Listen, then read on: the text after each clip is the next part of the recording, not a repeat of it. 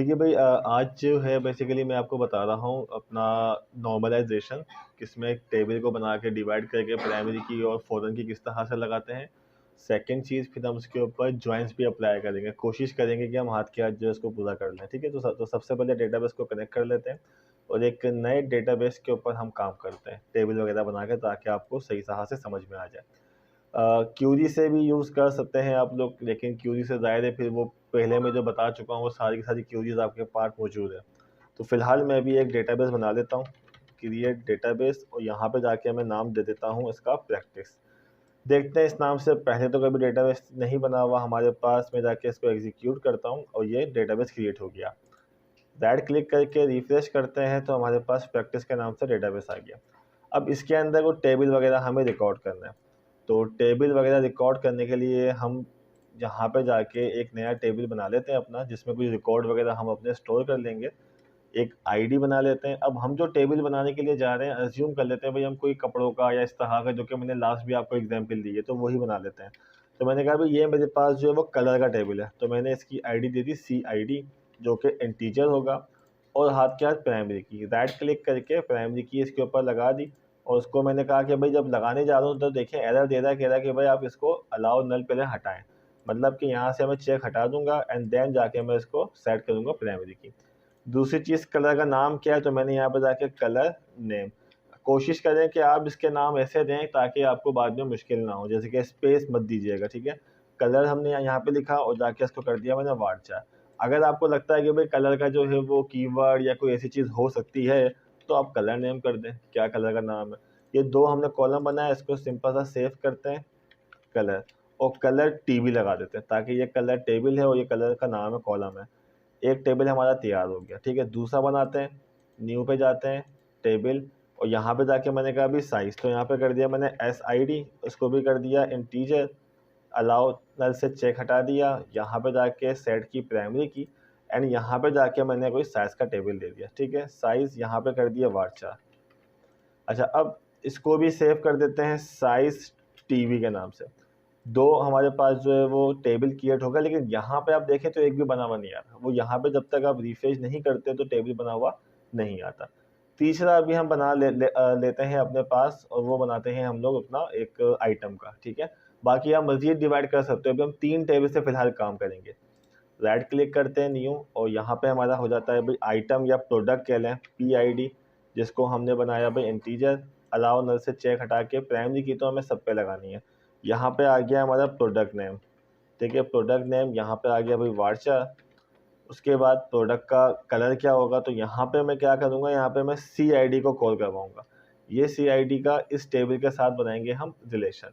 अब आप इसका नाम CID लिखें या कलर लिख लें या कलर ID लिख लें, या आपके ऊपर मतलब होता है कि आप क्या नाम देना चाहते हैं। मैंने कहा भाई कलर ID, जो कि इंटीजर होगा। अब इंटीजर क्यों होगा, ये नाम आप कुछ भी दे सकते हैं अपनी मर्जी से, लेकिन ये वाला जो है आपने टाइप वही देनी है जिसका इसके साथ आपने रिलेशन बनाना है। इसी तरह से साइज़ के अंदर भी, तो मैंने कहा अभी साइज़ ही सही है यहाँ पे, और इसको क्या क्या कर देते हैं भाई इंटीजर, क्योंकि इस टेबल का भी जाहिर सी बात है इससे हम लिंक करवाएंगे। ये बन गए। उसके बाद प्राइस, जो भी इंटीजर होगा, और क्वांटिटी वगैरह जो भी फर्दर चीज़ें हैं वो आप इसके आगे जाके ऐड करते रहना। ठीक है, इसको भी इंटीजर कर दिया, तो ये हमने बना लिया। अच्छा, अब ये तीनों टेबल हमने अपने पास क्रिएट कर लिए सिंपल। हमने कहा अभी ये हमारा प्रोडक्ट टीवी आ गया, और इसको भी सेव किया। अब तीनों टेबल में मैंने सिर्फ प्राइमरी की तो दी है, ऑटो इंक्रीमेंट नहीं दिया। ऑटो इंक्रीमेंट वैसे मैंने आपको बता दिया था कि हम कोशिश करते हैं जब किसी सॉफ्टवेयर में या कम, लेकिन फिर भी आप लोगों को मैं बता देता हूँ कि अगर इन केस किसी एक टेबल पर लगानी है तो कैसे लगाएंगे। मैं इस PID पे जाके देता हूँ, तो इस PID पे आने के बाद इसी के नीचे, ठीक है, डिज़ाइनिंग मोड पे आके यहाँ पे आपके पास एक ऑप्शन आ रहा होगा आइडेंटिटी स्पेसिफिकेशन का, ये रहा। ठीक है, ये भी नो हुआ हुआ होता है। जाके इसको ड्रॉप डाउन को ओपन करते हैं और नीचे वाले को जाके आपने करना है यहाँ से यस। यहाँ से करने के बाद वो कह रहा है भाई स्टार्ट कहाँ से करना है, तो आपने 1 से स्टार्ट करना है, 2 से या 100 से या 100 से वो, और फिर एक एक का इंक्रीमेंट होता है। मैंने कहा हाँ भाई बिल्कुल ठीक है, अभी फिलहाल 1 और 1 से ही स्टार्ट करते हैं और 1 के इंक्रीमेंट से इसको कर देते हैं हम सेव अगेन। सेव कर देते हैं। अब आपने करना ये है, जो भी चीज़ें हैं आपने पहले चेक कर लेनी है, ताकि इन केस कोई मसला हो तो अभी के अभी आप हाथ के हाथ सॉल्व कर लें। ऐसा ना हो कि भाई डेटा जब अब इंटर करते हैं फिर बाद में कोई प्रॉब्लम आ जाए। 3 टेबल हमारे क्रिएट हो गए। अब इस 3 टेबल में आपस में कोई अभी इनका रिलेशन नहीं है। अब इनका आपस में एक हमें क्रिएट करना है रिलेशन। तो बहुत सारे तरीके मैंने बताए थे, एक तो डेटाबेस पे जाके बताया था, एक आपको डिजाइनिंग में जाके बताया था। तो फिलहाल अब अगर आपने डायग्राम बनानी है, प्लस पे क्लिक करें, ये बोलता है कि आप क्रिएट करना चाहते हैं, हमने कहा भी यस, राइट क्लिक करें, न्यू डेटाबेस डायग्राम। 3-4 जो भी टेबल होंगे इस डेटाबेस के अंदर वो यहाँ पे आ जाएंगे। मैंने कहा भी कलर को भी ऐड कर दो, प्रोडक्ट को भी ऐड कर दो और साइज को भी ऐड कर दो। अभी आप देख सकते हैं कि ये मेरे पास टेबल बने हुए आ गए, लेकिन इसके अंदर कहीं भी मेरे पास जो है वो रिलेशन नहीं बना हुआ। ठीक है, इसको थोड़ा सा हम पकड़ के आगे पीछे कर लेते हैं, वरना ये नज़र नहीं आता क्योंकि स्क्रीन छोटी है ना हमारी। अच्छा, अब हमें करना ये है कि भाई इस टेबल के अंदर 2 कलर और साइज, ये हमें जो है वो इन 2 टेबल से लिंक करवाना है। तो सिंपल तरीका ये होता है, आप साइज को यहाँ से जस्ट पकड़ के रखें और यहाँ पे साइज पर ला के छोड़ देंगे। कैसे भाई? अब यहाँ से क्लिक करके रखा और ये देखें साइज पर लाके मैंने छोड़ दिया, तो ऑटोमेटिकली आपके सामने तो कुछ विंडो ओपन होंगी और वो बता दिए भाई आप फॉरन की बना रहे हैं, किसका प्राइमरी के टेबल किसका है, साइज टेबल के अंदर, आईडी। अगर आप कहते हैं गलती से कोई क्लिक ऊपर नीचे क्लिक हो गया हो तो आप जाके इसको चेंज भी कर सकते हैं। हमने यहाँ पे एस आई डी को सेलेक्ट किया और फॉरन की प्रोडक्ट टेबल का इसके अंदर कौन सा कॉलम है, कौन सा होगा, साइज। ठीक है, साइज। तो भाई इसका आपस में हमने कर दिया रिलेशन और यहाँ से कर दिया ओके। अब एक आपको मैंने बता दिया यहाँ से, ठीक है, दूसरा बनाना है, क्लिक करके यहाँ पे आप करेंगे हो जाएगा।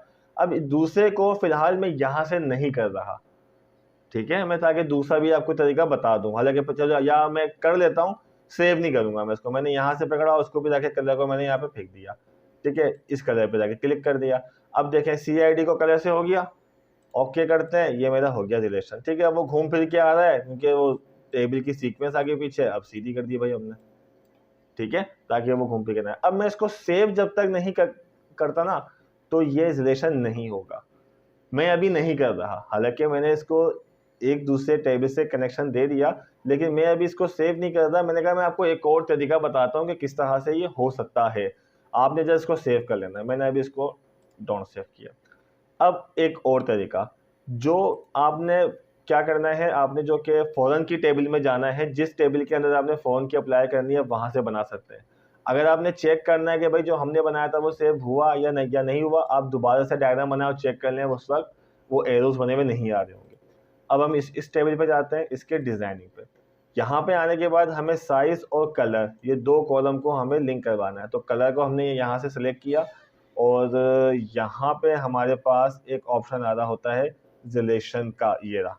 ठीक है, रिलेशनशिप, इसके ऊपर हम क्लिक करते हैं। क्लिक करने के बाद देखें ये 2 बनी हुई आ रही हैं, ये हमने अभी तक सेव नहीं की हुई। ठीक है, हम चाहें तो इसको रिमूव कर देते हैं, हालांकि हमने वो सेव नहीं की है, समझ लो किस्म का वो बैकअप से वो उठा रहा है। मैं इसको यहाँ से डिलीट कर देता हूँ, भाई नहीं चाहिए हमें। ठीक है, बिल्कुल 0 पे आ गया। अब हमें कोई नया रिलेशन ऐड करना है, ऐड के बटन पर क्लिक किया। यहाँ पे आने के बाद आपको दिया हुआ टेबल्स एंड कॉलम स्पेसिफिकेशन, यहाँ पे जाके आपने ब्राउज करना है और किसको किसके साथ बनाना है यहाँ से आप क्रिएट कर सकते हैं। तो ये वही ऑप्शन है। आप बोलेंगे आपके साथ वो पहला वाला आसान था, बिल्कुल आसान था, फिर तीसरा वाला क्यूरी के साथ आ जाएगा। तो 10 तरह से तरीके मौजूद हैं। हमने कहा कि भाई प्रोडक्ट के टेबल के अंदर हमारे पास, अच्छा अब देखो यहाँ पे क्या हो रहा है, प्राइमरी की यहाँ पे लेके आ रहा है और फॉरन की यहाँ पे लेके आ रहा है। तो यहाँ से हमें क्या करना है,